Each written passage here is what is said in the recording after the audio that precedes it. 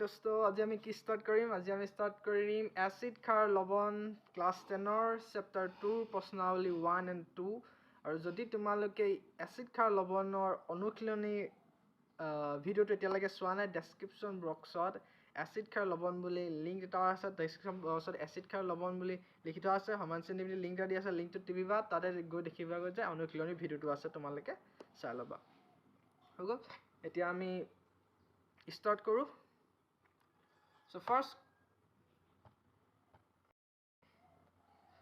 আমি প্ৰশ্নাৱলী 1 ত এটা কোৱেশ্চন আছে আৰু সেই কোৱেশ্চনটো জানিবলৈ হলে আমি অকমান কনসেপ্ট এটা জানিব লাগিব কনসেপ্টটো অকমান টান হয় তো অকন বুজি লওঁ কি কৈছে প্ৰথম বিকাৰটোত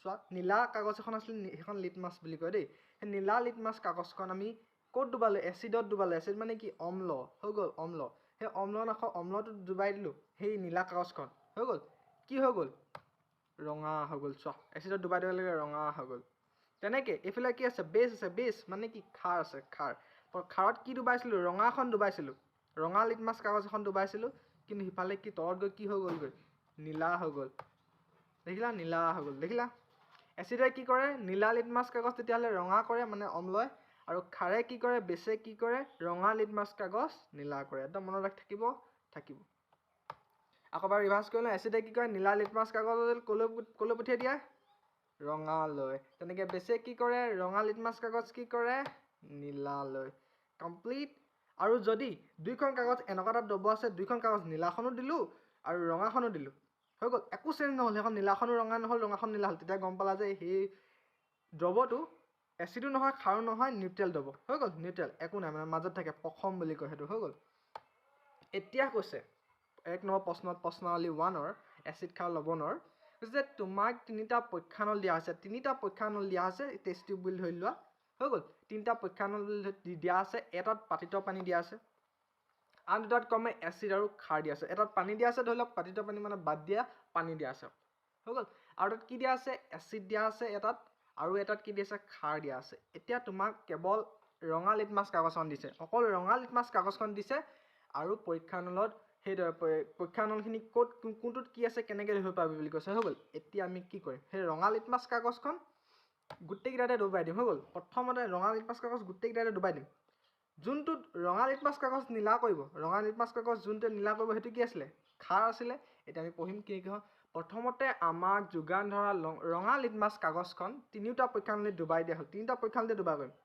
এতিয়া যিটো ডবই সেই ৰঙাখন নীলা কৰি দিব সেই ডবটো কি বুলি কওঁ আমি খাৰ ওলাই গ'ল বুজো সেইটো ডব কি বুলি ক'ব খাৰ আৰু এসিড আৰু পাতিত পানীয়ে লিটমাছ কাগজৰ কোনো প্ৰভাৱ নেদেখা কাৰণ এসিডে নীলা লিটমাছ কাগজে ৰঙা কৰে ৰঙাখন নীলা নকৰে নহয় হৈ গ'ল এসিডে একো কাম নেদেখাব পাতিত পানীয়েতো একো কাম নেদেখায় প্ৰথম হৈ গ'ল আমি খাৰ কোনটো খাৰৰ সেইটো কি গম পাই গ'লো খাৰৰ পৰীক্ষানলটো কোনটো গম পাই গ'লো এতিয়া চাম নেক্সট চাম এতিয়া খন্তেক সময়ৰ পূৰ্বে নীলা লিটমাছ আন দুটা ডবত ডুবাই দিয়াত যিটো ডবই নীলা লিটমাছ কাগজৰ বৰণ ৰঙা কৰিলে সেইটো অম্ল এতিয়া চোৱা আমি প্ৰথমতে কি কৰিলো ৰঙাখন নীলা কৰিলে নীলা হৈ গ'ল নহয় এখন এতিয়া আমি আৰু দুটা ডব আছে না আৰু দুটা পৰীক্ষানল সেই পৰীক্ষানলত কি কৰিলো সেই নীলাখন সেই দুটা পৰীক্ষানলত ডবাই দিলো আৰু যোনটোৱে নীলাখন ৰঙা কৰি দিলে গম পাই গ'লে সেইটো অম্ল মানে কি এসিডে কি কৰে নীলা লিটমাছ কাগজ ৰঙা কৰে হৈ গ'ল সেইটো কাৰণে এতিয়া এখন্ত সময় পূৰ্বে অকমান আগত আমি কি কৰিছিলো নীলা লিটমাছ কাগজ এখন আছিলে সেই লিটমাছ কাগজখন কি কৰিলো দুটা ডবত ডুবাই দিলো দুটা ডবত কি আছিলে পাতিত পানী ডবটো আৰু এসিডৰ ডবটো দুটা ডুবাই দিলো কি কৰে নীলাখন ৰঙা কৰিলে কোনে এসিডে তেতিয়ালে ডবটো এসিড আমি গম পাই গ'লো আৰু এটা আছে পাতিত সেইটো কাৰণে কি লিখিম আনহাতে যিটো ডবৰ ওপৰত লিটমাছ কাগজৰ কোনো প্ৰভাৱ নাথাকিব সেইটোৱে হ'ব পাতিত পানী কোনো প্ৰভাৱ নাথাকিব মানে নীলাখন দিলো ৰঙাখন দিলো কিবা চেঞ্জ হ'ল নাই হোৱা তেতিয়াহ'লে সেইটো আমি কি বুলি ক'ম পাতিত পানী ডব হৈ গ'ল এতিয়া প্ৰশ্নাৱলী 2 লৈ আহিলো প্ৰশ্নাৱলী 2ত কি কৈছে দৈ আৰু টেঙা খাদ্য বস্তু পিতল আৰু তামৰ পাত্ৰত কেলে থোৱা নহয় এতিয়া দেই দৈ বা টেঙা খাদ্য বস্তু পিতল আৰু তামৰ পাত্ৰত কিয় থোৱা নহয় এতিয়া এনসাৰটো চাম চোৱা দৈ আৰু টেঙা খাদ্য বস্তু পিতল বা তামৰ পাত্ৰত ৰাখিলে বিষাক্ত ধাতৱীয় লৱণ হৈ গ'ল ধাতৱীয় লৱণ বিষাক্ত কিন্তু আৰু হাইড্ৰজেন গেছ উৎপন্ন হয় আৰু সেই বিষাক্ত ধাতৱীয় লৱণটো আমাৰ শৰীৰৰ বাবে অনিষ্টকাৰী হয় আৰু সেই কাৰণে দৈ আৰু টেঙা খাদ্য বস্তু আমি পিতল বা তামৰ পাত্ৰত থোৱা নহয়। কেলে নথয়? কাৰণ যদি দৈ আৰু টেঙা পিতল বা তামত থলো, সেই পিতল বা তামৰ সেই ধাতুটোৱে সেই টেঙাটোৰ লগত বিক্ৰিয়া কৰি পিনি এটা লৱণৰ সৃষ্টি কৰিব, বিষাক্ত লৱণ, যিটো আমাৰ দেহৰ কাৰণে অনিষ্টকাৰী হৈ গ'ল। আৰু সেইটো কাৰণে আমি কি কৰোঁ, দৈ আৰু টেঙা খাদ্য বস্তু পিতল আৰু তামৰ পাত্ৰত থোৱা নহয়। এনচাৰটো ইয়াৰ পৰা লিখি ল'বা। তো আমি প্ৰশ্নাৱলীটোৰ ছেকেণ্ড প্ৰশ্নলৈ যাওঁ। তো ছাবস্ক্ৰাইব কৰি থাকিবা, ছাবস্ক্ৰাইব কৰি দিবা। 2 নম্বৰত কি কৈছে যে এচিডে ধাতুৰ সৈতে বিক্ৰিয়া কৰিলে সাধাৰণতে কোনটো গেছ নিৰ্গত হয়? এচিডে ধাতুৰ লগত বিক্ৰিয়া কৰিলে কোনটো গেছ নিৰ্গত হয়? আৰু এইটো উদাহৰণ এটা উদাহৰণৰ সৈতে বুজাই লিখা, আৰু এটা পৰীক্ষা কৰিবলৈ কৈছে, উদাহৰণ এটি বুজাই লিখিবলৈ কৈছে, হৈ গ'ল। এইটো পুৰা মষ্ট ইম্পৰ্টেণ্ট কুৱেশ্যন হয়, এইটো মানে আহিবও পাৰে, হৈ গ'ল। এচিডে ধাতুৰ সৈতে বিক্ৰিয়া কৰিলে প্ৰথমতে কি গেছ নিৰ্গত হয় আমি চাই লওঁ। অ'কে, এচিডে ধাতুৰ লগত বিক্ৰিয়া কৰিলে কি হয়? হাইড্ৰজেন গেছ উৎপন্ন হয়। আমি তলৰ উদাহৰণটো দি থৈছোঁ। জেৰেন জিংক জেৰেন কি হয়? এটা ধাতু। এচিডৰ লগত বিক্ৰিয়া কৰিব বুলি কৈছোঁ নে? H2SO4 এচিড হয়, ছালফিউৰিক এচিড, হৈ গ'ল। এচিডৰ লগত বিক্ৰিয়া কৰি কি উৎপন্ন কৰিলে? ZnSO4 zinc sulphate plus H2 hydrogen gas. এচিডে তেতিয়াহ'লে ধাতুৰ লগত বিক্ৰিয়া কৰি কি উৎপন্ন কৰিলে? Hydrogen gas. কমপ্লিট। এতিয়া পৰীক্ষা এটাৰ সহায়ত বুজাই লিখিবলৈ কৈছে নহয়, আমি পৰীক্ষাটো এতিয়া লিখিম। চাবা দেই, ছাবস্ক্ৰাইব কৰিবা চেনেলটো। আমি এতিয়া পৰীক্ষাটো লিখিম, হৈ গ'ল। পৰীক্ষাটো এতিয়া কেনেকৈ গম পাম যে হাইড্ৰজেন গেছ ওলায়, সেই পৰীক্ষাটো হৈছে এইটো। এটা পৰীক্ষা নলে টেষ্ট টিউব এটা ধৰি লোৱা, টেষ্ট টিউব এটা, এটা নলীটো নিচিনা টেষ্ট টিউব এটা থাকে, সেইটো টিভি দেখিব পৰা, হৈ গ'ল। আছে মুঠতে বিকাশ কিবা এটা ধৰি লোৱা, হৈ গ'ল। তাত আমি কি কৰিলোঁ, 5 ml ছালফিউৰিক এচিড দিলোঁ, প্ৰথমতে এচিড দিলোঁ, ছালফিউৰিক এচিড 5 ml দিলোঁ, তাত জিংকৰ টুকুৰা, জিংক ধাতু নহয়, জিংকৰ টুকুৰা কেইটামান দি দিলোঁ, যোগ কৰা হ'ল। জিংকৰ টুকুৰা সেই 5 ml ছালফিউৰিক এচিডত দি দিলোঁ, হৈ গ'ল। এতিয়া উদ্ভৱ হোৱা গেছখিনি, তাত এইখিনি গেছ ওলাব, বুৰ হৈ গ'ল, গেছ এইখিনি ওলাব। সেই গেছখিনিক আমি কিহৰ মাজত দিম জানানে? চাবোনৰ পানীৰ মাজে পাৰ হ'ব দিম, হৈ গ'ল। তাত কিছুমান চাবোনৰ পানীৰ মাজেৰে গেছ যদি পাৰ কৰি দিওঁ, কি হয়? এনেকৈ গোল বেলুনটোৰ নিচিনা ওপৰলৈ ওলাই আহে, সেই বেলুনটোৰ নিচিনা। সেই গোলখিনি যদি আমি মৰমবাতি এডাল সেই জ্বলাই পিনি সেই গোলখিনি যদি দিম ন, ফটাককৈ ফুটি যাব, হৈ গ'ল। ফটাক ফুটিব। সেই মৰমবাতিডালৰ জুইডাল যদি সেই গোল বেলুনখিনি যদি লগাই দিওঁ, ফটাককৈ ফুটিব। যেতিয়া ফট শব্দ কৰি ফুটিব না, তেতিয়া গম পাবা তুমি হাইড্ৰজেন গেছ। কাৰণ হাইড্ৰজেন গেছেহে ফট শব্দ কৰি জ্বলি উঠে, বেলেগ কোনো গেছ সেনেকুৱা শব্দ কৰি জ্বলি নুঠে।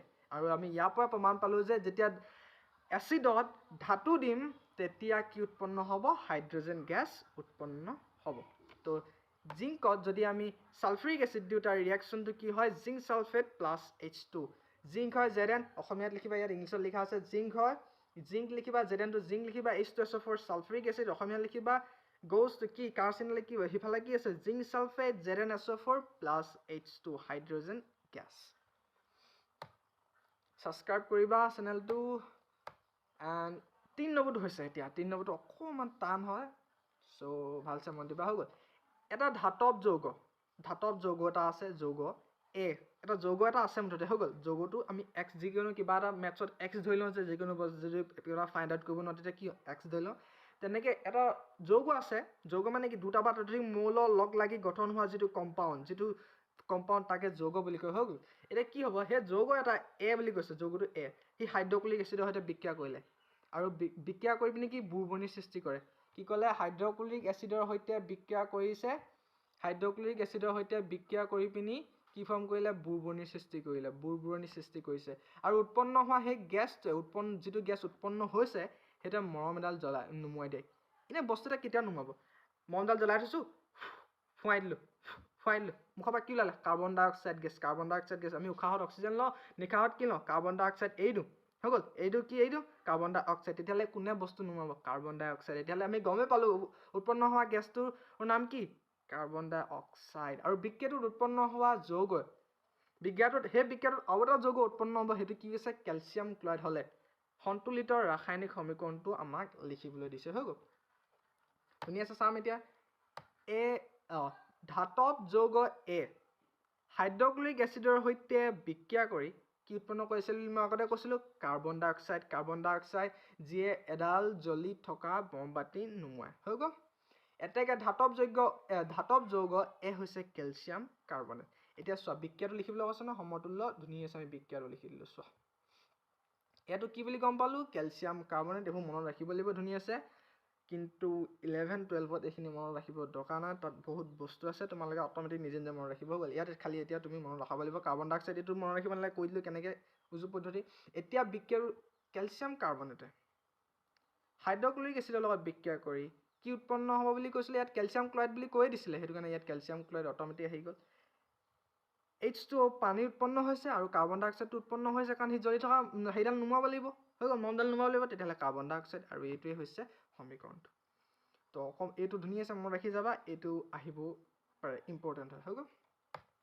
চ' তোমালোকে ছাবস্ক্ৰাইব কৰিবা, লাইক কৰিবা, কমেণ্ট কৰিবা এণ্ড বাই বাই। আৰু ডেছক্ৰিপশ্যন বক্সত ক্লাছ 10ৰ আৰু চেপ্টাৰ কৰি থোৱা আছে চাগে, ধুনীয়াছে ক্লাছ 10 বুলি আছে, তলত ৰাসায়নিক বিক্ৰিয়া সমীকৰণ এনেকৈ ধেৰ চেপ্টাৰ আছে, তাত কিনাৰতে লিংক দিয়া আছে, সেই লিংকটো টিপি দিবা, অনুশীলনীয় প্ৰশ্নাৱলী ভিডিঅ' পাই যাবা, বুজাই থোৱা আছে ধুনীয়াছে, চাবা and bye bye. Like, subscribe, comment কৰি পিনি যাবা, লাইকটো কৰিবা এণ্ড বাই বাই।